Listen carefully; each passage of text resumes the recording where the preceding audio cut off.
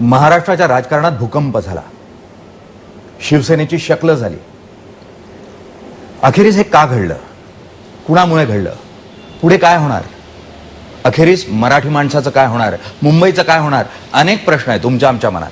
प्रत्येक मराठी माणसाच्या, प्रत्येक मुंबईकराच्या, प्रत्येक महाराष्ट्रातल्या नागरिकाच्या मनात प्रश्न आहे. तुमच्या आमच्या मनातले हेच प्रश्न मी आज थेटपणे विचारणार आहे राज ठाकरे यांना. स्वतः राज ठाकरे आपल्याबरोबर आहेत. सर, खूप खूप स्वागत. सर, प्रथमतः मधल्या काळात बरीच चर्चा होती की तुमच्या तब्येतीबद्दल. आता कशी आहे तब्येत? बरी. मुळात या परिस्थितीत आता तुम्ही सक्रिय राजकारणामध्ये पुन्हा प्रचाराला जाल अशी परिस्थिती आहे? म्हणजे काय? म्हणजे बऱ्या आजारपणाबद्दल बरीच चर्चा होती. आता आजारपण असतं ते येतं आणि जातं. मुळात सध्याच्या परिस्थितीत जसं मी सुरुवातीला म्हटलं की शिवसेनेची शक्ल झालेली बघायला मिळत आहेत आणि अशा परिस्थितीमध्ये जर बाळासाहेब असते तर ही परिस्थिती ओढवली असती आज? शक्यच नाही ना. याचं कारण ते तुम्ही शिवसेना एक पक्ष किंवा इन्स्टिट्यूट म्हणून असं बघू नका.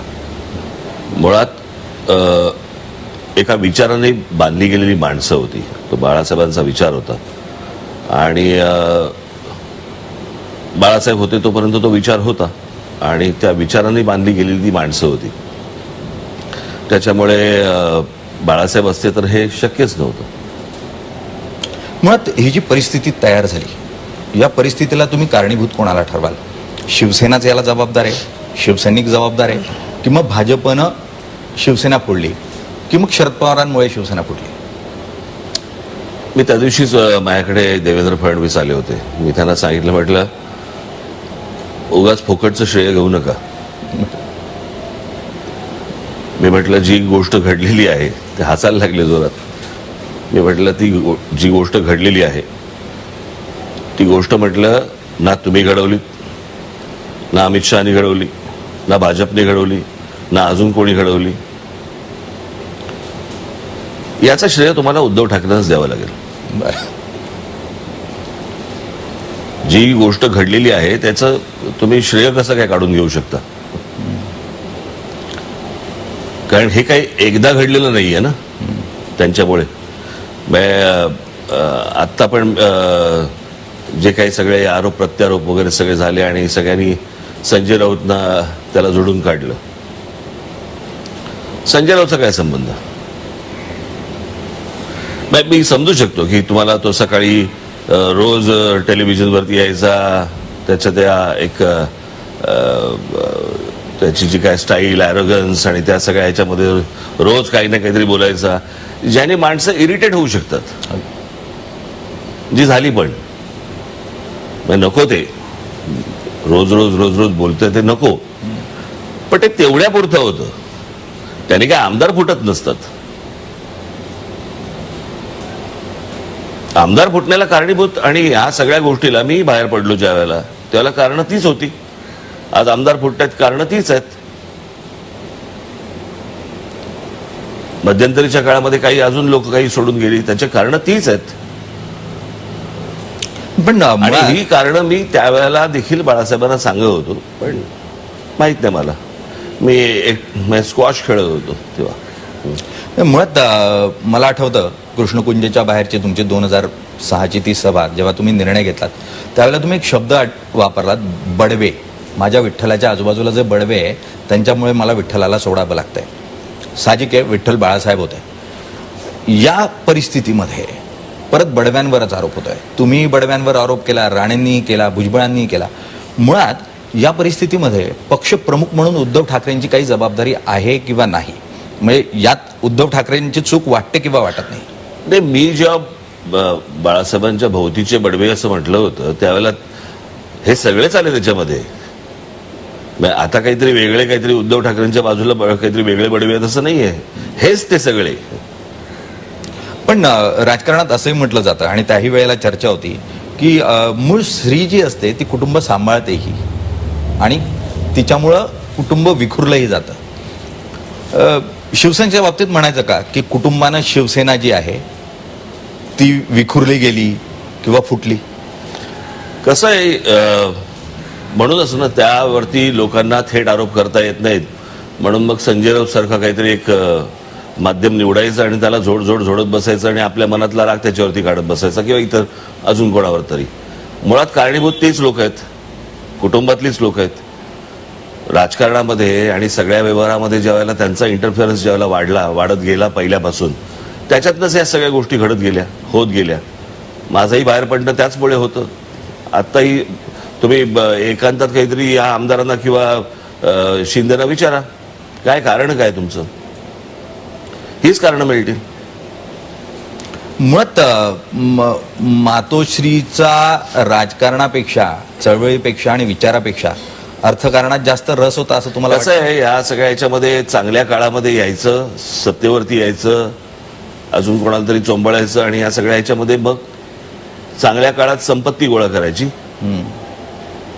आणि मग असला काहीतरी वाईट काळ आला की बाळासाहेबांच्या नावावरती सिंपती गोळा करायची. एवढेच उद्योग चालू आहेत. तेव्हा लोकांना विचारलं जात नाही आणि ज्या लोकांमध्ये ज्या गोष्टी भरलेल्या आहेत त्या गोष्टींचं तुम्हाला काही कौतुक नाही. कसं आहे, मी तुम्हाला एक गोष्ट सांगतो, असुरक्षित माणसं असतात ना, ते कधी प्रगती नाही करू शकत.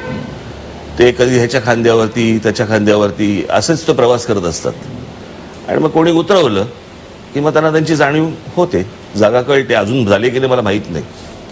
मुळात तुम्ही इशारा कोणाकडे करताय ते आम्हाला नीटपणे लक्षात घेत आहे. मुळात तुम्ही ज्यांच्याकडे इशारा करताय त्यांना पक्षप्रमुख करण्यातही महाबळेश्वरच्या त्या अधिवेशनात तुम्हीच प्रस्ताव टाकला होता. बिलकुल. पस्तावताच? बिलकुल नाही. याचं कारण शिवसेना ही बाळासाहेबांची आणि बाळासाहेबांचं ते अपत्य आहे. त्या संपूर्ण काळामध्ये बाळासाहेबांच्या मनात काय चालू होतं आणि त्यांच्या मनातलं काय चालू होतं हे मला जाणवत होतं, मला माहिती होतं. राजकारणामध्ये अशा गोष्टी सांगितलेल्या लोकांना पचत नाहीत किंवा पटत नाहीत. पण तेव्हाही माझ्या मनात कधीही शिवसेना त्याचा प्रमुख व्हावं, अध्यक्ष व्हावं असं कधीच नव्हतं. मी अनेक बाळासाहेबांना ह्याच्याबद्दल पत्र पण लिहिलेली होती. मी त्याही काळामध्ये फक्त एकच गोष्ट विचारत होतो की माझा जॉब काय. म्हणजे तुम्ही इतरांवरती सगळ्या जबाबदाऱ्या टाकणार आणि मला फक्त तुम्ही निवडणुकीला फक्त भाषणासाठी बाहेर काढणार. मी भाषण ज्या वेळेला देतो त्यावेळेला मी कन्व्हिन्स असतो एखाद्या विषयामध्ये आणि कन्व्हिक्शनने मी ती बोलत असतो. मी बोलल्यानंतर जर समजा ती गोष्ट जर झाली नाही सत्तेतनं, तर मी पुढच्या वेळेला जाऊन त्यांच्यासमोर काय म्हणून भाषण करायचं. म्हणजे मी दुसऱ्यांच्या जीवावरती मी माझा शब्द टाकत बसायचा हे शक्य नव्हतं. आणि उरला विषय जर समजा ह्याचा तुमचा काय म्हणू आपण त्याला अध्यक्षपदाचा किंवा प्रमुख पदाचा, तो बाळासाहेबांचा निर्णय होता. आणि बाळासाहेबांच्या मनात काय होतं, मी बाळासाहेबांना महाबळेश्वरला सांगितलं, म्हटलं काका मला माहिती आहे तुझ्या मनात काय आहे. आम्ही अरे तुरेमध्ये बोलायचो. मी म्हटलं तुझ्या मनात काय मला माहिती आहे. उद्धवला म्हटलं तू अध्यक्ष कर. माझी फक्त विनंती एवढीच आहे, जाहीर मी करीत म्हणजे हा विषय बंद होईल. की राज का उद्धव म्हटलं हा विषय बंद होईल, मीच जाहीर करतो. इतर कोणी जाहीर करायची गरजच नाही. जर म्हटलं सगळ्या बातम्या आणि सगळ्या गोष्टी जर समजा माझ्या आणि त्याच्या नावाने येत असतील तर मीच विषय बंद करतो. त्याप्रमाणे तो विषय मी बंद केला. त्याच्यामुळे पस्तावण्याचा काही विषयच येत नाही. पण मुळात म्हणजे बाळासाहेबांचंही पुत्रप्रेम होतंच, ते त्या निर्णयातून जाणवत होतं. त्याला तुम्ही हिरवा कंदील दिला. पण देशाचा इतिहास सांगतो की पुत्रप्रेमामुळे राज्य बुडाली, सरकार खालची झाली, सत्ता गेली. याच पुत्रप्रेमामुळे शिवसेना बुडाली, फुटली असं म्हणायचं? अर्थातच ना. दुसरं कोण कारणीभूत आहे मला जरा सांगा. तुमची वागणूक, तुमचं सगळ्या गोष्टी ह्या पैशात मोजायच्या, पैशात तोलायच्या, पक्षाकडे कोणाकडे बघायचं नाही, लक्ष द्यायचं नाही. आणि मग सगळेजण काय सांगतात. आज पण मला तेच म्हणायचं की आता अनेक लोक म्हणतात नाही नाही, पण कसं आहे आता उद्धवकडे आता हे जे सगळं चालू आहे याने सिंपती त्याच्याकडे जाते. मला काही कळलं नाही मला या सगळ्या गोष्टींचं. याच्यात सिंपतीचा काय संबंध येतो? असं आपण समजा पकडूया की लोकमान्य टिळकांनी, बाबासाहेब आंबेडकरांनी, आमच्या शाहू महाराजांनी, आमचे ज्योतिराव फुलेंनी समजा एक बँक काढली होती त्यावेळेला, आणि ते गेल्यानंतर जर समजा ती बँक जर समजा डबघाईला आली तर त्या बँकेत तुम्ही पैसे टाकाल का? की नाही नाही नाही टिळकांनी काढली होती, नाही नाही बाबासाहेबांनी काढली होती म्हणून पैसे टाकाल का? नाही टाकणार ना. प्रश्न असा आहे की तो विचार, ती गोष्ट ही बाळासाहेबांची होती, ती बाळासाहेबांबरोबर गेली. आत्ताच्या शिवसेनेमध्ये तो विचार तरी आहे का? किंवा आताचे जे कोण प्रमुख अध्यक्ष जे कोणी आहेत यांच्या अंगावरती मराठीच्या विषयामध्ये किंवा हिंदुत्वाच्या विषयामध्ये अंगावर एक केस तरी आहे का? मला जरा सांगा. किंवा एक मोर्चा काढलाय, काही आंदोलनं केली, काही आहे का? किंवा तुम्हाला इतकी वेळा तुम्ही भाषणं ऐकलीत, बाळासाहेबांच्या तोंडातली काही 2-4 वाक्य सोडलीत, बरोबर आहे, त्यांच्यातनं आलेली, याच्या पलीकडे काय हिंदुत्व मांडलं मला जरा सांगा.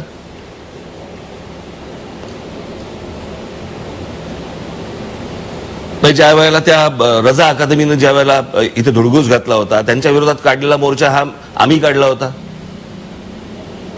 ज्या मुसलमानांनी काढला होता तो त्यांच्या विरोधात आम्ही काढला होता. जे पाकिस्तानी कलावंत जे इथे येऊन जे काही गाणी गात आहेत, पिक्चरमध्ये कामं करतायत, यांना हाकलून कोणी दिलं होतं? आम्ही दिलं होतं. आता ही भोंग्याचा विषय आम्ही बंद केला.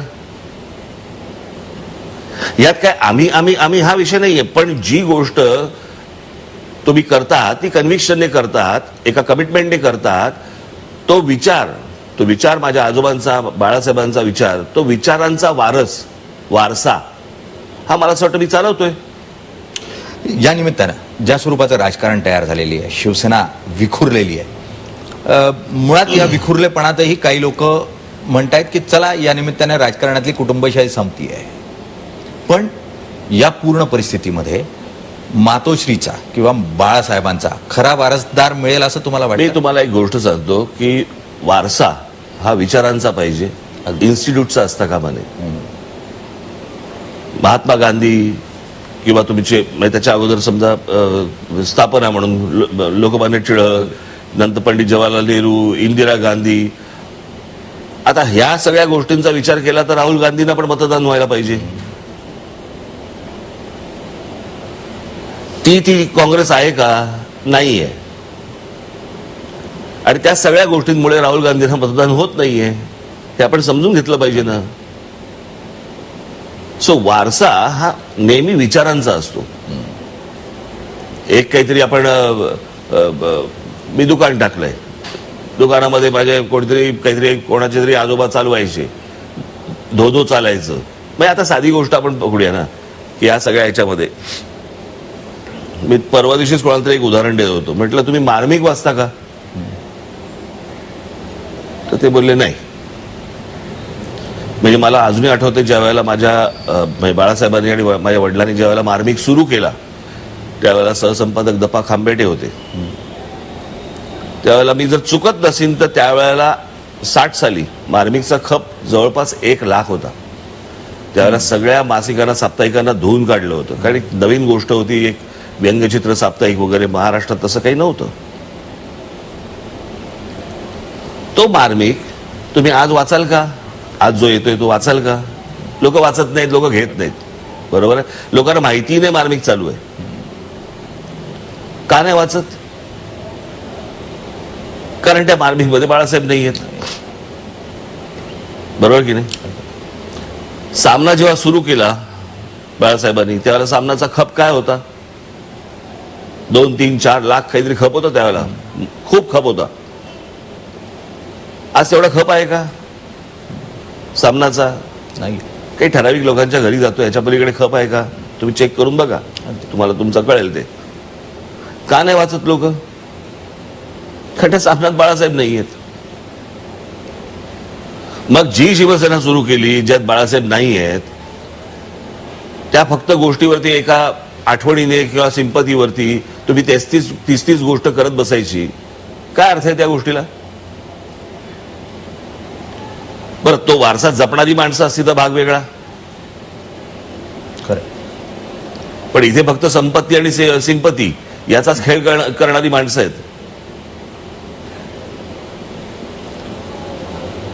म्हणून मी त्या दिवशी जे लिहिलं ना, पहिल्या दिवशी हो, मी जे ट्विट केलं होतं ना, अगदी. की स्वतःच्या नशिबाला जो माणूस स्वतःचं कर्तृत्व समजतो ना, त्याचा राज सुरू होतो. ते नशिबाने चालू होतं त्यावेळेला. 2012 पर्यंत बाळासाहेब होते, तोपर्यंत त्या गोष्टी सुरू होत्या. नंतरची निवडणूक बाळासाहेबांच्या नावावरती आली, लोकांनी बाळासाहेब नाही आहेत म्हणून मतदान केलं. पुढची निवडणूक नरेंद्र मोदी पंतप्रधान त्यांच्या नावाने झाली, त्याचा फायदा यांना मिळाला. आता जो घोळ घालून ठेवला या लोकांनी, मला ही गोष्टच नाही समजत की ह्याने वाटेल तसं वागायचं, वाटेल त्या गोष्टी करायच्या. काहीतरी येऊन सांगायचं की मला कमिटमेंट दिली होती आणि मला सांगितलं होतं 2.5 वर्ष तुमचा मुख्यमंत्री. मला कळलं नाही. एका 4 भिंतीमध्ये तुम्ही सांगता की अमित शहानी मला कमिटमेंट दिली होती. त्यांची जाहीर भाषणं आहेत. पंतप्रधान नरेंद्र मोदींचं जाहीर भाषण आहे, ज्या वेळेला त्या व्यासपीठावरती उद्धव ठाकरे बसलेले आहेत आणि ते सांगतात की या निवडणुकीमध्ये विजय आपल्याला मिळणार आणि महाराष्ट्राचा मुख्यमंत्री देवेंद्र फडणवीस होणार. आहे ना भाषण? आहे. अमित शहाचं भाषण आहे, ज्याच्यामध्ये ते सांगतात की देवेंद्र फडणवीस मुख्यमंत्री होणार. आक्षेप का नाही घेतलात? निवडणुकीचे निकाल लागल्यानंतर तुम्हाला सगळ्या गोष्टींचा साक्षात्कार झाला की आपल्याला कमिटमेंट दिली होती म्हणून. बरं, ते सांगतात दिलेली नाहीये. का देतील? मी तुम्हाला साधी गोष्ट सांगतो. मला अजूनही आठवतंय की 88-89 ची गोष्ट असेल, 89. आणि त्यावेळेला मातोश्रीला होतं का सेंटर हॉटेलला होती, मला आता तेवढं आठवत नाही मला. पण त्यावेळेला बाळासाहेब होते, आम्ही सगळे होतो, गोपीनाथराव होते, प्रमोदजी होते. मला असं वाटतं त्यावेळेला ते अध्यक्ष वहाडणे होते बहुधा. आणि असे सगळेजण बसलेले होते. आणि मग त्यावेळेला असा एक फॉर्म्युला ठरला की ज्याचे जास्ती आमदार त्याचा मुख्यमंत्री. सगळ्यांनी मान्य केलं. त्या 90च्या मला असं वाटतं निवडणुकीमध्ये शिवसेनेला काहीतरी 54 काहीतरी आमदार निवडून आले आणि 42 का काहीतरी भाजपचे निवडून आले. त्या सगळ्या बोलण्यानुसार मनोहर जोशी विरोधी पक्षनेते झाले आणि मग त्यावेळेला भुजबळांचं बंड झालं, त्याच्यामध्ये शिवसेनेचे आमदार कमी झाले आणि मग गोपीनाथ मुंडे त्या कमिटमेंट प्रमाणे विरोधी पक्षनेते झाले. 95ला निवडणुका झाल्या, त्याप्रमाणे मला असं वाटतं 71 का 72 शिवसेनेचे निवडून आले आमदार आणि 61 का 62 का असं 63 काहीतरी भाजपचे काहीतरी निवडून आले. त्याप्रमाणे मनोहर जोशी मुख्यमंत्री झाले, त्याच्यानंतर नारायण राणे मुख्यमंत्री झाले. मला आठवत नाही कधी भारतीय जनता पक्षाकडनं असा प्रस्ताव आला की नाही 2.5 वर्ष आम्हाला द्या म्हणून. मग जर समजा युतीमध्ये हा एक फॉर्म्युला ठरलेला आहे तर तुम्ही का बिघडवताय आणि तुम्ही का सांगताय की 2.5 वर्ष आम्हाला मिळाली पाहिजेत? मुळात ज्याचे जास्ती आमदार त्याचा मुख्यमंत्री हे ठरलेलं आहे. ते तोडलं तुम्ही आणि ज्यांच्या विरोधात तुम्ही प्रचार केलात. मला आत्ताची सिच्युएशन बघतो ना, मी ज्या वेळेला ही परिस्थिती बघतो त्यावेळेला मला असं वाटतं ना, चुकीचा कॅरम फुटतो माहितीये. चला, कोणाच्या सोंगट्या कोणाच्या भोकात तेच कळत नाही, कोण कुठे आहे. आता मला असं वाटतं लोकांना हे समजत पण नसेल आपण मतदान कोणाला केलं होतं. की मतदान झालं, मग मतदान झाल्यानंतर निकाल आले, निकाल लागल्यानंतर एके दिवशी पहाटे एक शपथविधी झाला राज्यपालांकडे, देवेंद्र फडणवीस आणि अजित पवार. मग ते फिसकटलं. मग शरद पवार आणि मग उद्धव ठाकरे यांची बैठक झाली, भेट झाली वगैरे वगैरे वगैरे. मग उद्धव ठाकरे, शरद पवार आणि काँग्रेस अशी युती झाली आणि मग त्याचं एक सरकार बसलं. मग त्याच्यातनं काही आमदार फुटले, मग ते भाजपकडे गेले आणि आता भाजपचे झालेत, सत्ता आली आहे, मुख्यमंत्री जे फुडून गेले त्यांचे. काय चाललंय महाराष्ट्रात? अगदी असा महाराष्ट्र राजकीय दृष्ट्या कधीच बघितला नाही आपण. याचं कारण लोकांच्या मतांची किंमत नाहीये ना, आणि त्याच लोकांना भावनेच्या आहारी जाऊन तुम्ही सतत मतदान जे करत बसता की नाही बाळासाहेबांचे होते म्हणून आम्ही मतदान करतो. कुठे आहे बाळासाहेब?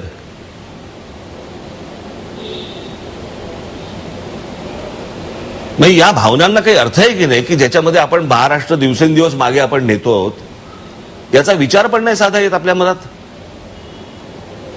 की जे आमदार आपण निवडून देतोय तो आमदार भलतीकडे जातोय, तो भलतीकडे कुठेतरी पैसे घेऊन कोणाकडे तरी अजून तिसऱ्याकडे जातोय, काय चाललंय? मग लोकांनी काय फुकटच्या फाकट आपल्या उन्हातानामध्ये उभं राहायचं आणि यांना मतदान करत बसायचं का? पण मुळात या पूर्ण परिस्थितीमध्ये उद्धव ठाकरे चुकले असं वाटतं की त्यांनी काँग्रेस एनसीपी बरोबर जायला नको होतं. मुळात तुम्ही पहिल्यांदा कमिटमेंटला चुकलात ना. ज्याचे जास्ती आमदार त्याचा मुख्यमंत्री, बरोबर ना? ही गोष्ट ठरली आहे ना. मग तुम्ही सांगताच कशी की 2.5 वर्ष आम्हाला द्या? नाही, पण त्यांचं असं म्हणणं आहे की भाजपची राष्ट्रीय पातळीवरची पूर्ण नीती बघितली तर प्रादेशिक पक्षांना संपवणं हा हे अजेंडा बघा, भाजपचा दिसतो. मुळात पहिली एक गोष्ट तुम्ही बंगालमध्ये बघितलं ना, बंगालमध्ये बघितलं, तामिळनाडूमध्ये बघितलं ना. असं कोणी संपवायचं ठरवलं तर संपत नसतं. तुम्ही जर समजा आता हाराखेरी केलीत तर त्याला परमेश्वर कोणीच नाही वाचवू शकत. प्रत्येक राजकीय पक्षाला असं वाटतं की मी मोठा व्हावा, यात काही गैर नाही, बरोबर आहे. समोरचा संपावा आणि मला राज्य मिळावं असं प्रत्येकाला वाटत असतं. पण समोरच्यानी आपापला स्वतःचा विचार करायचा असतो ना, की मी ह्याला कसा संपवीन, किंवा संपवीन म्हणण्यापेक्षा मी कसा वाढीन. अगदी आपल्याकडे पूर्वी म्हणायचे ना की एखाद्याने ओढलेली एखादी लाईन ही त्याची खोडण्यापेक्षा मी माझी स्वतःची ओढीन. अगदी हा विचारच नाही. आता तुम्ही जर समजा आत्मघात करायचा ठरवला तर समोरच्या पक्षानं काय करायचं? अगदी काहीच करू शकत नाही. अगदी. पण विचाराचा तुमच्या सातत्यानं बोलण्यामध्ये विचार हा खूप महत्वाचा जाणवतोय. मुळात हा विचाराचा वारसा तुम्ही सातत्यानं दाखवण्याचा आणि दाखवण्याचा नाही प्रयत्न करते मी कन्व्हिन्स्ड आहे. मी ते कन्व्हिक्शनने करतो.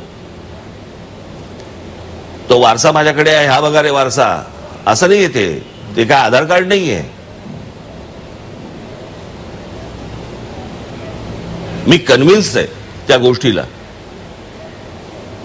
मी जे लहानपणापासून बाळासाहेबांना बघत आलो, जे लहानपणापासून मी जे वाचलं पाहिलं, एक पहिले तुम्हाला सांगतो, एक आव आणणं आणि खरंच तुमच्या मनामध्ये असणं, या दोन्ही गोष्टी लोकांना समजतात.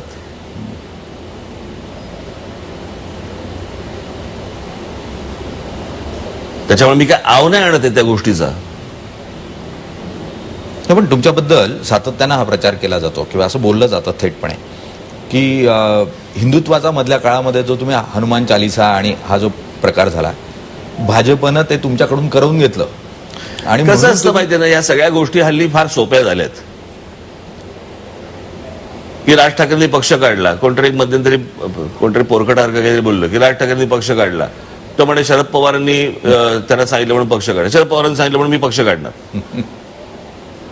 म्हणजे बाळासाहेब असताना स्वतःचा राजकीय पक्ष त्यांच्या समोर काढणं काही सोपी गोष्ट होती का? अगदी. आणि माझा आणि शरद पवारांचा काय संबंध होता तेव्हा? काय आहे आपल्याकडे कुठच्याही गोष्टी ना, नाही बहुधा भाजपचा हात असावा, बहुधा पवारांचा हात असावा, हे सगळे हात चिकटवायचे, त्यांचीच माणसं चिकटवतात आणि एक स्वतःचं महत्व वाढवून घेतात. प्रश्न असा आहे की भारतीय जनता पक्षाने जर समजा हे सगळी गोष्ट भारतीय जनता पक्षाने का नाही केलं?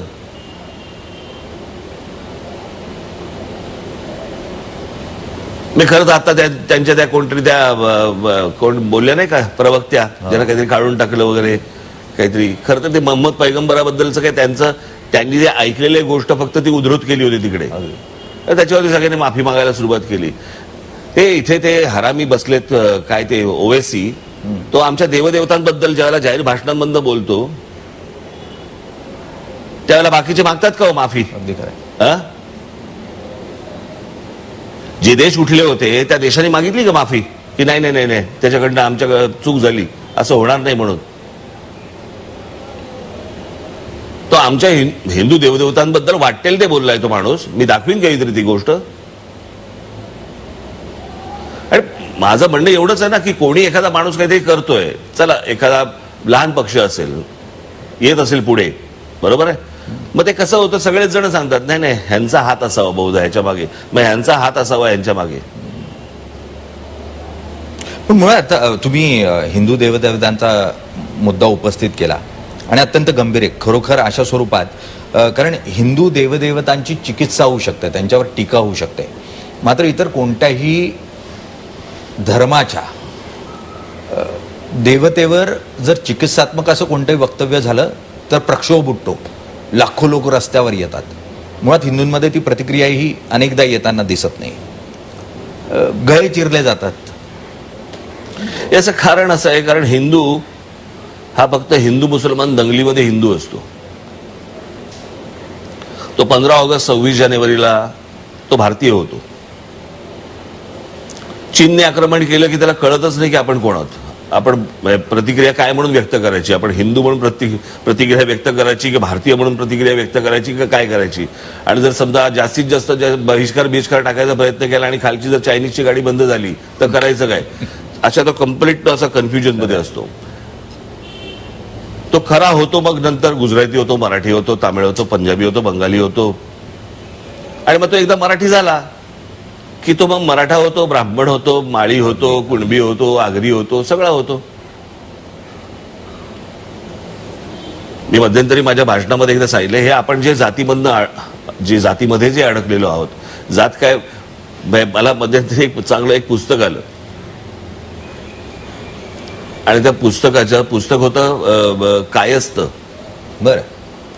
आणि त्यांनी मला सांगितलं की आम्हाला ह्याच्यावरती तुमची प्रस्तावना पाहिजे. तर मी म्हटलं जाती भीतीवरती मी काही लिहित भीत नाही कधी. म्हटलं मला नाही तरी पण आम्हाला तुमच्याकडनंच प्रस्तावना पाहिजे. की ती प्रस्तावना तुम्हाला दाखवत होती. त्या प्रस्तावनेमध्ये मी त्या सगळ्या गोष्टी लिहिलेल्या आहेत की जातपात आम्ही कधी आमच्या घरात कधी कोणी मानली नाही किंवा आम्हाला कधी माहितीच नाही. माहिती नाही हेच बरं आहे, मी तिकडे लक्षच जात नाही.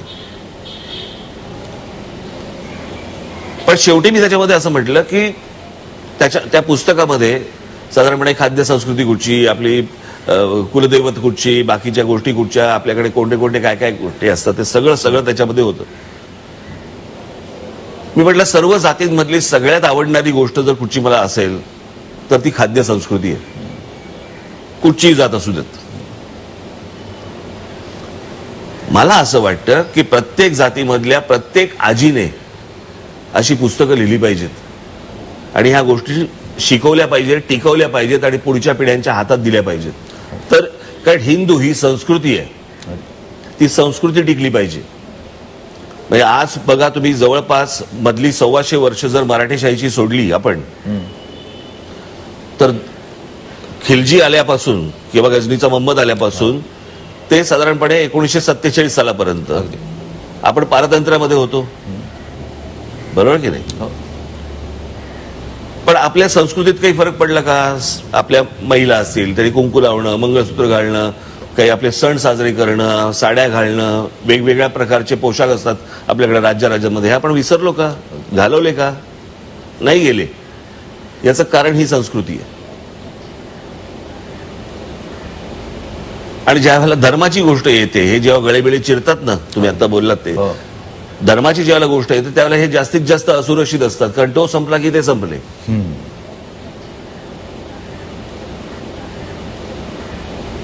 आणि ह्या सगळ्या गोष्टीला मला असं वाटतं आपण सगळ्यांनी नीट याचं निरीक्षण करणं गरजेचं आहे की आपण कोण आहोत, कुठे आहोत, काय चाललंय आजूबाजूला, हे पाहणं गरजेचं आहे. आणि त्याच्यामध्ये हे सगळे राजकीय गोंधळ सुरू आहेत. पाहायला कुठे, आता ते त्या दह्या बियावरती, दुधावरती जीएसटी लावलाय ना, माझं असं म्हणणं व्हॉट्सअपवरती लावला पाहिजे जीएसटी. खरंय. फालतू ज्याला स्वतःला कोणाला वाटेल तो आपला टाकतो. कसं आहे, हल्ली सगळ्या पत्रकारितेमध्ये पण हीच गोष्ट झालेली आहे. अनेक स्तंभ लेखक अनेक वेगवेगळ्या पक्षाचे झालेले आहेत.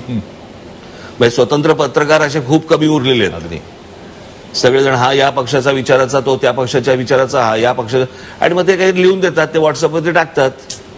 आणि आमचे आहेतच सगळे.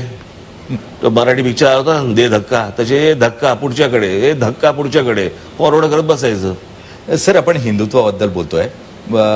हिंदुत्व आणि हिंदुत्ववाद हा मुळात चर्चेचा विषय आहे. आणि मग आपण हिंदुत्ववाद स्वीकारायचा का हिंदुत्व टिकवण्यासाठी?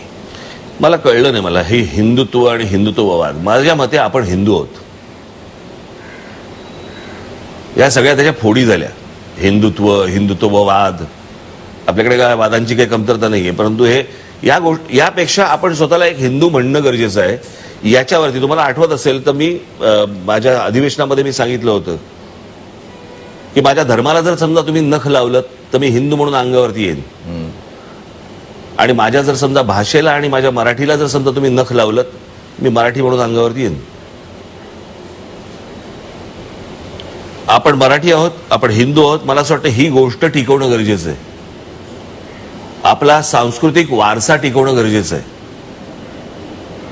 आपण पण जर समजा त्यांच्यासारखे फॅनॅटिक झालो, आपण मानी असलो पाहिजे. अगदी आपण धर्मांध असता कामा नये. अगदी कळलं का? ते तसे वागतात म्हणून आपण तसे वागलं पाहिजे, गरज नाहीये. किंवा होता पण कामा नये आपण. म्हणजे असल्या गोष्टींचं अनुकरण करून चालणार नाही आपल्याला. आपण जे आहोत, आपल्या ज्या गोष्टी आहेत, व्हॅल्यूज ज्या आहेत इतक्या वर्षांच्या, हजारो वर्षांच्या, मला असं वाटतं त्या टिकवणं गरजेचं आहे. त्या पुढच्या पिढ्यांच्या हातामध्ये देणं गरजेचं आहे. त्या टिकणं गरजेचं आहे. अगदी खरं. तुम्ही जर म्हणतायत मुळात तोच विचार शिवाजी महाराजांनी हिंदुत्वाचा अर्थातच दिलेला होता. 18 पगड जाती आणि अगदी मुस्लिमांनाही बरोबर घेऊन स्वराज्य उभं राहिलं. मुळात तुम्ही एक उल्लेख केलात की बाळासाहेबांनी काढलेली शिवसेना, बाळासाहेब गेले, आता विचारही गेला अशी स्थिती तयार झाली आहे. पण मराठी माणसाला असं वाटतं की मुंबई टिकली, वाढली, जगली. मराठी माणूस जर जगला तर तो शिवसेनेमुळे जगला. म्हणूनच मी तुम्हाला सांगतो ना की हा विचार आहे, हा विचारांचा वारसा. मला एक साधी गोष्ट सांगा. मराठी आता या दुकानांवरच्या पाट्या, महाराष्ट्र नवनिर्माण सेनेने ज्यावेळेला आंदोलन केलं, त्यांना ज्यावेळेला एक वेळ दिली, आज 10 दिवस उरलेत, 9 दिवस उरलेत, 8 दिवस उरलेत, ज्यावेळेला सगळीकडे लागलं त्यावेळेला धनाधन सगळीकडे मराठी पाट्या सुरू झाल्या. सगळ्या शहरांमध्ये, सगळ्या ठिकाणी मराठी पाट्या केल्याच्या आंदोलन हे कोणी केलं? आम्ही केलं.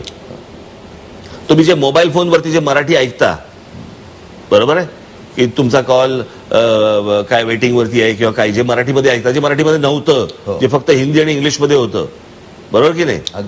ज्या वेळेला या सगळ्या लोकांची ज्यावेळेला कान पेळले, त्याच्यानंतर या सगळ्या गोष्टींच्या मराठीत सुरू झाल्या. हे आम्ही केलं, बरोबर ना? हो. आज त्या रेल्वे आंदोलनामध्ये आज हजारो मराठी मुलांना नोकऱ्या लागल्या. त्याच्यामुळे विचार हा जिवंत आहे की नाही आहे ही गोष्ट पाहणं गरजेचं आहे. तो विचार कोणाकडे आहे? आता साधी गोष्ट, जो शिवछत्रपतींनी समजा जो विचार दिला, बरोबर ना, हिंदवी स्वराज्याचा जो विचार दिला, अगदी तो विचार घेऊन पुढे मराठेशाहीमध्ये पेशव्यांनी, बाळाजी असतील, विश्वनाथ असतील, पहिले बाजीराव असतील, यांनी थेट आटोकपर्यंत आपला अटकेपार नेला ना, झेंडा आटोक किल्ल्यावरती लावला ना, भगवी पताका लागली ना. तो विचार कोण नेतोय की आपल्याच कुटुंबातला नेतोय, महत्वाचं ते नाहीये ना. विचार कोण पुढे नेतोय, विचार टिकतोय की नाही, ही गोष्ट सगळ्यात महत्वाची आहे. विचार कोण जिवंत ठेवतोय आणि तो पुढे नेतोय, मला असं वाटतं लोकांनी ही गोष्ट पाहणं गरजेचं आहे. ज्या वेळेला मराठीशाहीने, पेशव्यांनी ज्या वेळेला शिवछत्रपतींचा विचार ज्या वेळेला पुढे नेला, तेव्हा लोक असं नाही बोलले कोण तुम्ही कोण नेणार आहे पुढे, असं नाहीये. तो विचार आहे. बाळासाहेबांनी दिलेला हाच विचार काँग्रेस एनसीपी बरोबर गेल्याने मोडीत निघाला. दिसतोच आहे ना तुम्हाला, दिसलाच ना. अनेक धोरणं बघितली तर त्यांची त्यावेळेची सरकारमधली, तर काय होती धोरणं? मला एका होर्डिंग वरती तर कमाल झाली. म्हणजे बाळासाहेबांचा शिवसेना प्रमुख हिंदू हृदय सम्राट गेलंच होतं ते, बरोबर आहे. ह्यांनी काढून टाकलं सगळ्या होर्डिंगवरचं, कारण काँग्रेस एनसीपी बरोबर आहे म्हणून हिंदू हृदय सम्राट बाळासाहेबांच्या समोरचं काढून टाकलं. आणि एका होर्डिंगवरती, उर्दू मधल्या एका होर्डिंगवरती बाळासाहेबांच्या अगोदर काय लागलं, जनाब.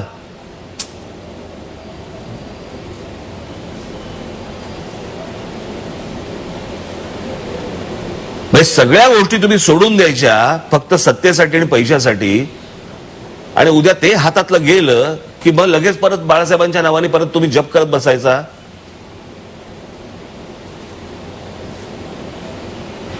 मराठी माणसाने फक्त एवढंच बघत बसायचं का?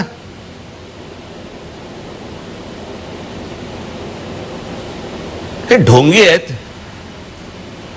हे फक्त बाळासाहेबांच्या नावाचा वापर करतायत आणि वापर करून जेवढं पदरात अजून घेता येईल तेवढं चालू आहे. हे ज्या वेळेला असल्या प्रकारचे ज्या वेळेला दिवस येतात त्यावेळेला मग अगदी असा चेहरा बिरा करून जायचं लोकांसमोर पण मला कळलं नाही, इतके दिवस आजारी होते, कुठे मंत्रालयात जात नव्हते, कुठे जात नव्हते, आता शिवसेना भवनला जातात. झालं, बरं झालं सगळं. मला कोणाच्या वैयक्तिक आयुष्यामध्ये शिरायचं नाही आणि कोणाच्या कुटुंबातही जायचं नाही मला. पण ज्या वेळेला एखादी गोष्ट, ज्यावेळेला ते कुटुंब ज्या वेळेला राजकारणात येतं, पुढे येतं आणि सगळ्या गोष्टींचे व्यवहार ज्यावेळेला बघायला लागतात, त्या वेळेला मग तुम्ही बोलणार नाही का या गोष्टी? मी त्या दिवशी माझ्या गुढीपाडव्याच्या सभेमध्ये पण बोललो होतो. त्यांनी सांगितलं होतं की माझ्या कुटुंबावरती कसले येता, अटक करायची असेल तर मला करा. अरे वा रे वा, सगळ्या ठिकाणी तुमचं कुटुंब शिरणार आतमध्ये आणि त्यांच्यावरती कुठची कारवाई झाली की तुम्ही चिडणार आणि तुम्ही म्हणणार कुटुंबावरती कसले येतात. पण त्यातून ईडी लागली आणि ईडी मग थोडंसं धास्तावणारी होती. त्यातून अनेक प्रश्न तयार झाले, वादही वाढत गेले आणि एक दोन नेता अनेक जणांवर ईडी लागत गेली. मुळात ईडीच्या माध्यमातून आम्हाला संपवण्याचा प्रयत्न करण्यात आला, अशा स्वरूपाचा प्रचार झाला. प्रश्न असाल ना की हात स्वच्छ असतील तर जा सामोरे, संपताय कशाला? तुम्हाला विचारायला बोलवत आहेत ना की बाबा याचं काय आहे. मला पण बोलवलं होतं ना, मी गेलो ना, सांगितलं.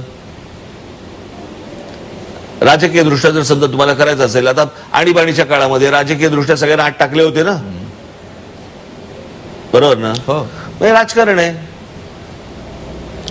आणि कसं आहे, शेवटी आज जे करतायत बरोबर आहे, उद्या फासे पलटतात, सगळ्या गोष्टी उलट्या सुलट्या होतात. या होतच आल्या. काँग्रेसचं सरकार होतं, काँग्रेसच्या सरकारमध्ये ह्या गोष्टी झाल्या. आता भाजपचं आलं, भाजप आता त्याच गोष्टी करते. म्हणून मी मागे एकदा म्हटलं होतं माझ्या भाषणामध्ये की आपण करत असलेले एखादं धोरण, अगदी तो आपण एक पायंडा पाडतो, अगदी, आणि तो पायंडा जर समजा चुकीचा पायंडा पाडला आपण, तर पुढचे येणारे हे त्याच्यापेक्षा दुपटीने ती गोष्ट करायला लागतात. त्याच्यामुळे आपण पाऊल टाकताना जपून पाऊल टाकलं पाहिजे, विचार केला पाहिजे या गोष्टींचा की हे उद्या उलटून आपल्या अंगावर नाही येणार.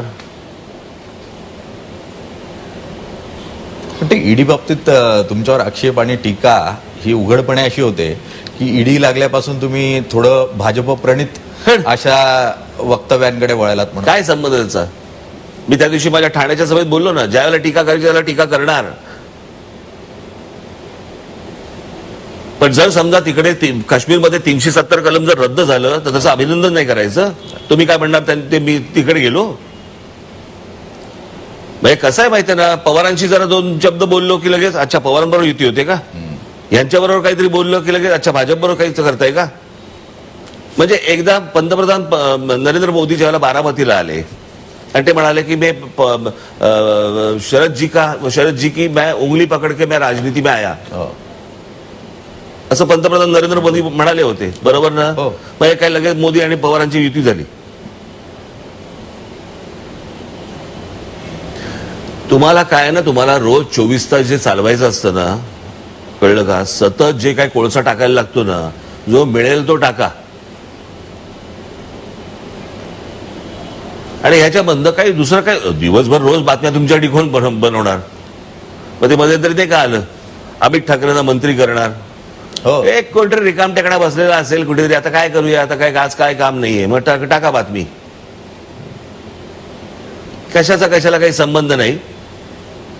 आता काय तुमच्याकडनं काय मिळत नाही ना, मग आम्हीच बातमी टाकतो, आता उत्तर तुम्ही द्या. हे उलटे उद्योग सुरू झाले. मुळात या परिस्थितीमध्ये म्हणजे अमित ठाकरेंबद्दलचा विषय निघाला म्हणून एक चर्चा होती सध्याच्या परिस्थितीमध्ये की मनसेमध्ये हे 40 आमदार जे आहेत ते विलीन करून घेण्याचा प्रयत्न केला जाईल, जेणेकरून कायदेशीर पातळीवर हे आमदार गट म्हणून स्थापित होतील, ते पक्षात विलीन होतील. प्रस्तावाला तर या 40 आमदारांना स्वीकाराल? हे बघा, शेवटी हे माझ्याबरोबर जुने काम केलेले लोक आहेत, माझे सहकारी आहेत ते पूर्वीचे.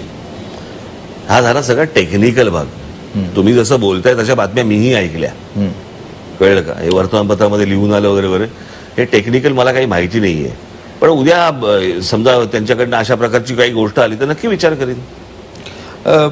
असं नाही वाटत की यामुळे तुमचा कार्यकर्ता जो आहे त्याला दुजाभाव दिला जाईल? अजिबात नाही, अजिबात नाही. मी माझ्यासाठी सर्वप्रथम माझा महाराष्ट्र सैनिक आहे,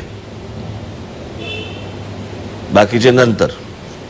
सर, या पूर्ण परिस्थितीमध्ये बंड झालं, एकनाथ शिंदे 40 आमदारांना घेऊन बाहेर पडले, अभूतपूर्व असं बंड आहे. पण हे काही पहिल्यांदा झालं नाही शिवसेनेत. भुजबळांनी केलं, राणेंनी केलं, मग अगदी राज ठाकरेंनीही केलं. राज ठाकरेंच्या म्हणजे बंडा माझं बंड नव्हतं, मी बाळासाहेबांना सांगून निघालो होतो आणि मी दुसऱ्या कुठच्या पक्षात नाही गेलो. राजकीय कुठच्या तरी सत्तेच्या स्वार्थासाठी मी कुठच्या दुसऱ्या पक्षात नाही गेलो. मी स्वतःचा पक्ष बाळासाहेबांना सांगून भेटून मी बाहेर पडून तो स्थापन केलेला आहे. त्याच्यामुळे त्या बंडाबरोबर माझ्या तुम्ही बरोबरी करू नका. हा, पुढे बोला. तुम्ही ज्या वेळेला बाहेर पडलात त्यावेळेला तुमच्याबरोबर एक आमदार होता आणि शिंदे 40 आमदार घेऊन पडले. मुळात त्यामुळे एक तुलना व्हायला सुरुवात माझ्या झाली. बरोबर बाळा नांदगावकर जे आले, कळलं का, ते शिवसेनेचेच आमदार होते. हा, हो हो. निवडणूक लागेपर्यंत बाळा नांदगावकर कधीही महाराष्ट्र नवनिर्माण सेनेच्या व्यासपीठावरती नव्हते, ते माझ्या बरोबर होते. पण शिवसेनेकडनं आलेला जो व्हीप असायचा तो व्हीप बाळा नांदगावकर पाळायचे. परत मी तुम्हाला सांगतोय की ते आणि हे वेगळं आहे. हा. सर, मान्य करूयात की ही तुलना होऊ शकत नाही. एकनाथ शिंदेची आणि राज ठाकरेंची तुलना होऊ शकत नाही. मुळात राज ठाकरेंबद्दल मधल्या काळातल्या, म्हणजे तुम्ही 2006 नंतर पक्ष स्थापन झाल्यानंतरच्या अनेक टप्प्यांवर यश, अपयश, उतार चढाव हे राजकारणामध्ये तुम्ही जवळून बघितले आणि त्या अनुषंगानं मग टीकाही होत गेली, स्तुतीही झाली. तुमच्याबद्दलची एक टीका सातत्यानं होत राहिली की राज ठाकरे कार्यक्रम हातात घेतात, अर्धवट सोडतात, युटर्न घेतात. का म्हणून असं होतं? याचं कारण तो माझ्या विरोधकांचा तो प्रचार आहे. मला एक गोष्ट दाखवायची की जी गोष्ट मी अर्धवट सोडली.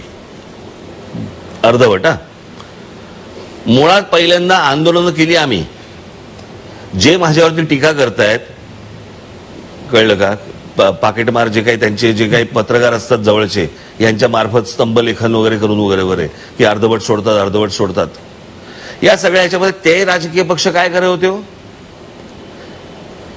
ज्यांच्या जाहीरनाम्यामध्ये सांगितलंय की आम्ही टोलमुक्त महाराष्ट्र करू म्हणून, शिवसेना भारतीय जनता पक्षाच्या जाहीरनाम्यात आहे ना, टोलमुक्त महाराष्ट्र करू. बरं, राज ठाकरेंनी ज्यावेळेला टोलचं आंदोलन ज्यावेळेला केलं आणि महाराष्ट्रामधले जवळपास 65 ते 66 का 67 टोल नाके बंद केले, त्याचं श्रेय देणार नाही तुम्ही? आणि हे जे सगळे इथे मुंबई आणि ह्या सगळ्या ठिकाणी जे टोल सुरू आहेत, हे टोल बंद करण्याचं काम त्यांचं होतं ना सत्तेत आल्यावरती. त्यांना एक प्रश्न विचारणार नाही तुम्ही? प्रश्न विचारायला त्यांनी प्रेस कॉन्फरन्सच घेतली नाही, मुलाखत पण दिली. एक्झॅक्टली. सो ते उत्तर देणार नाहीत, ते आंदोलन करणार नाहीत. माझं एक तुम्ही आंदोलन दाखवा मला की जे अर्धवट सोडून दिलं मी. म्हणजे ज्या गोष्टी पूर्णत्वास नेल्या, आता हे तुम्ही भोंग्याचं आंदोलन घ्या. पोलिसांकडनं रिपोर्ट आला, जवळपास 92 ते 93% लाऊडस्पीकर बंद झाले, अजान बंद झाल्या ना, अजान बंद झाले.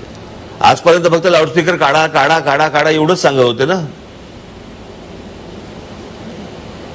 साखर झोपेतली साखर झोपेतली आजान तरी बंद झाली, झाल्या ना, आणि बाकीच्या सगळ्या कमी झाल्या ना.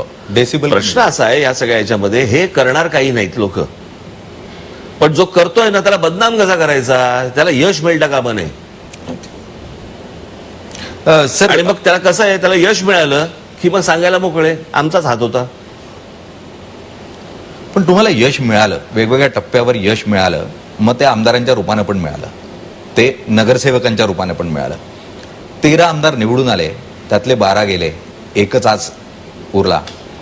मुंबई महानगरपालिकेमध्ये 7 नगरसेवक निवडून आले, 6 शिवसेना घेऊन पळाली.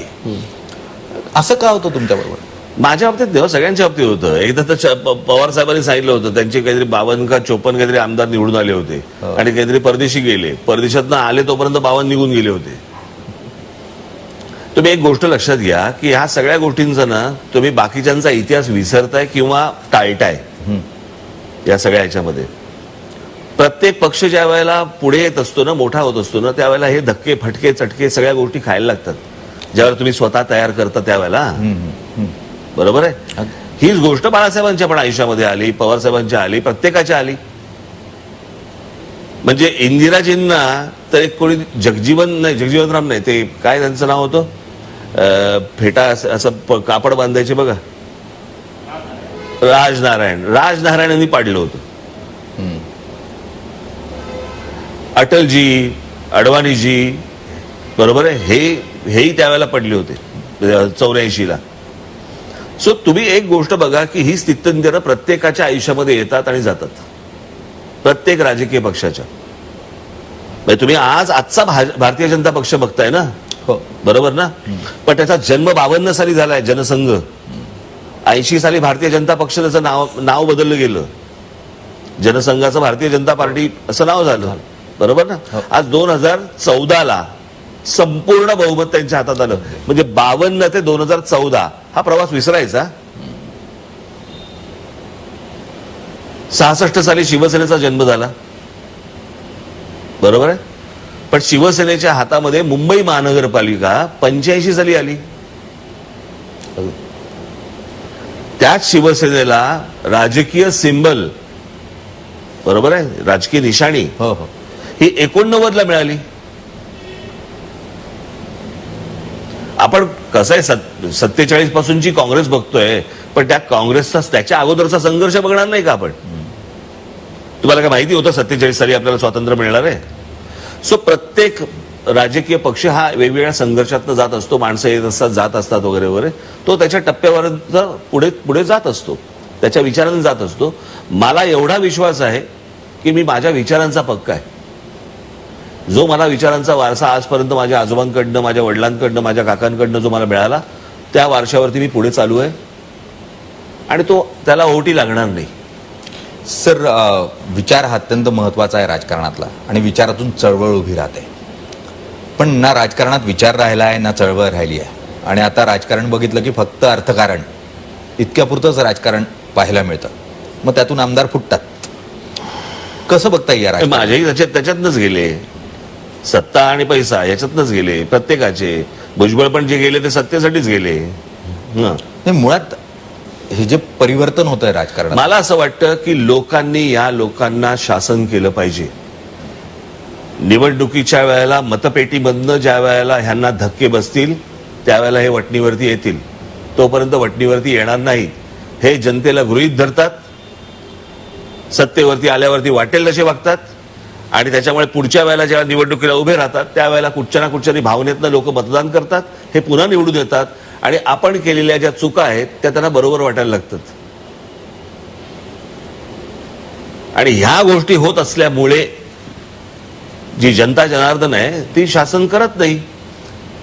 कोणाला शासन करते? ज्यांनी कामं केली. आम्ही नाशिकमध्ये कामं केली, आम्हाला शासन केलं. तुम्ही किती म्हणा मतभेद असू देत, परंतु अजित पवार यांनी पिंपरी चिंचवडमध्ये काम केलं. अजित पवारांची सत्ता गेली तिथनं. म्हणजे जो काम करतो त्याला शिक्षा देणार, आणि जे काम करत नाहीत, जे सतत तुमच्याशी प्रतारणा करणार, त्यांना तुम्ही मतदान करणार आणि निवडून आणणार. जे कुठची कमिटमेंट तुमच्याशी करत नाहीयेत, फक्त नुसते आपले बाहेर येणार, बोलणार, आणि त्याच्यानंतर त्याचं काय होणार, जाहीरनामे तर कधीपासून छापले जात आहेत, त्याचं पुढे काय होतं कोणी वाचत पण नाही.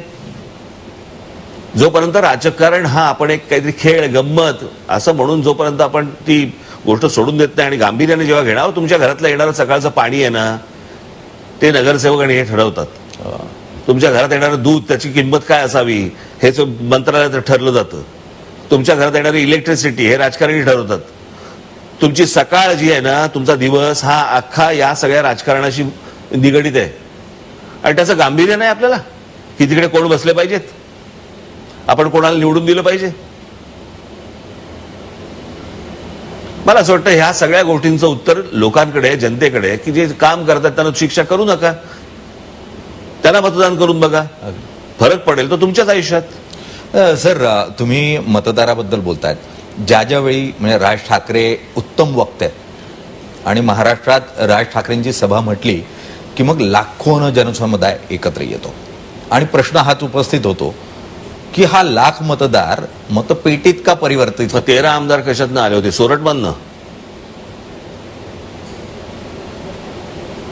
फेज असतात. 2014ला मोदींची लाट सुरू झाली, पुढे येईल आमची. मुळात या लाटेमध्ये जर भाजपनं तुम्हाला युतीचा प्रस्ताव दिला तर तुम्ही भाजपबरोबर युती करा? नाही, आत्ता मला ह्या गोष्टींचं काही उत्तरच देता येणार नाहीत. ह्या जर मधल्या गोष्टी आहेत आणि मला असं वाटतं मी माझा पक्ष, आम्ही पक्षातर्फे निवडणूक कशी लढवायची याच्यानेच पुढे जाणार. तुम्ही युतीचा विचार करून कोणी युतीचा विचार करून जर समजा पक्ष बांधायला घेतलात ना, तो बांधलाच जाणार नाही. हे आयत्या वेळी त्या वेळेला येणाऱ्या गोष्टी आहेत त्या वेळेला बघू आपण. आता त्याच्यात जर मध्ये जाण्यात काय अर्थ आहे त्याला? हे जर मध्ये नकोच जाऊयात. पण आणखी एक प्रश्न याच निमित्तानं की भाजपशी युती होईल नाही होईल हा भविष्यातला प्रश्न असेल. पण साधारण 2014 आणि 17च्या टप्प्यात तुम्ही उद्धव ठाकरेंना टाळी देण्याचा प्रयत्न किंवा त्यांनी तुम्हाला टाळी देण्याचा प्रयत्न केला होता. कधी? 2014 आणि 17 अशा 2 टप्प्यांमध्ये सेनेबरोबर परत मनसेनं युती करावी किंवा अशा मी तुम्हाला सांगू का, तो माणूस बोलतो वेगळं आणि करतो वेगळं. ते विश्वास ठेवण्यासारखं नाहीये काही. म्हणजे प्रश्न असा आहे, मला त्या सगळ्या बाकीच्या लोकांचं मला वाईट वाटतं, परंतु हा माणूस विश्वास ठेवण्यासारखा नाहीये.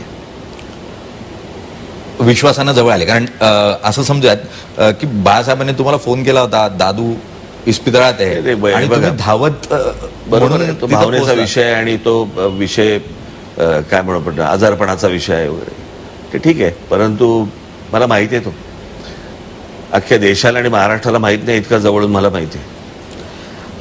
पण तुम्ही भावनिक आहात आणि अशा परिस्थितीमध्ये मराठी माणूस पण किंवा शिवसेनेचा मतदार पण मराठी माणूस जे करताय ना, तर मला असं वाटतं की काँग्रेस, एनसीपी, भारतीय जनता पक्ष यांना कानेडी, तामिळ असे कोणी लोक मतदान नाही करत आहेत महाराष्ट्रात. मराठीच लोक मतदान करतायत. हे जे मराठी जे करताय तुम्ही, ती मराठी म्हटलं की शिवसेनेला मतदान. शिवसेनेला कुठचं मतदान? तुम्ही पहिलं डोक्यातनं काढून टाका. हे महाराष्ट्रात जी लोक मतदान करतात ती मराठीच आहेत सगळी. चला तर मान्य करूयात की महाराष्ट्रातल्या प्रत्येक नागरिकाला वाटतं की मातोश्री संकटात आहे आणि मातोश्री संकटात असताना, ठाकरे संकटात असताना ठाकरे जाणार की नाही जाणार? प्रश्न असा आहे ना, मी परत तुम्हाला सांगितलं, आपण जिथून सुरुवात केली आपण परत तिकडेच येतोय. ती एक वास्तू आहे, कळलं का? आणि एक संघटना आहे. वास्तूवर काही प्रॉब्लेम नाहीये, ती तिकडेच आहे. विषय संघटनेचा. ज्या माणसाने, जो माणूस संस्थापक होता, तो माणूस आता त्या संघटनेत नाहीये ना, त्याचा विचार त्या संघटनेत पक्षात आहे. हळहळ करण्यात काय अर्थ आहे? सर, आता थोडंसं राजकारणाच्या बाहेर आणि कुटुंबाचा विषय निघाला म्हणून कुटुंबाबद्दल. तुम्ही आजोबांना तुमच्या जवळून बघितलं, प्रबोधनकारांना. आता तुम्ही आजोबा झालाय. मुळात पुढच्या पिढीकडे कसं बघताय सध्याच्या राजकीय पार्श्वभूमीवर? तो खूप लहान आहे, तो अगदीच लहान आहे. पण तुमची पुढची पिढी तयार आहे आता राजकारणात यायला? नाही, मला नक्की वाटतं की महाराष्ट्र, मराठी भाषा, आपला धर्म, आपला देश, या गोष्टींकडे त्यांनी अत्यंत गांभीर्याने पाहणं गरजेचं आहे. आपला माणूस, इथला माणूस, मराठी माणूस, या मराठी माणसाबद्दल समजून घेणं गरजेचं आहे. त्याची भावना समजून घेणं गरजेचं आहे आणि तो विचारांचा वारसा मला असं वाटतं त्यांनी त्या सर्वांनी जपणं गरजेचं आहे. अगदी विचार अत्यंत महत्वाचा आहे. अगदी सुरुवातीपासून शेवटपर्यंत मूळ मुद्दा जो मुलाखतीत येतोय तो म्हणजे विचार. आणि विचार सुटला की मग काय गत होते ती सध्या राजकीय परिस्थितीमध्ये आपल्याला पाहायला मिळते. मुळात या विचाराला यश मिळेल आणि तुम्ही या विचारानं मुळात नवनिर्माण सेनेची जी स्थापना केली होती, ती नवनिर्माण सेना जर उद्या सत्तेत आली, मुंबई महानगरपालिका, आम्ही मतदारांनी जर ठरवलं की तुम्हाला सत्ता द्यायची, तर तुम्ही वेगळं असं काय कराल मुंबईसाठी? मी तुम्हाला पहिली गोष्ट सांगतो, एका वाक्यात सांगतो, जे तुम्ही पाहिलं नाही ते मी मुंबईत करून दाखवू. आणि ती गोष्ट काय काय असेल हे मला असं वाटतं माझ्या जाहीरनाम्यात येईल. सर, तुम्ही मोकळेपणानं, खुल्या दिलानं प्रश्नांची उत्तरं दिली, त्यासाठी खूप खूप धन्यवाद. आणि झी 24 तास कडून तुम्हाला खूप खूप शुभेच्छा. खूप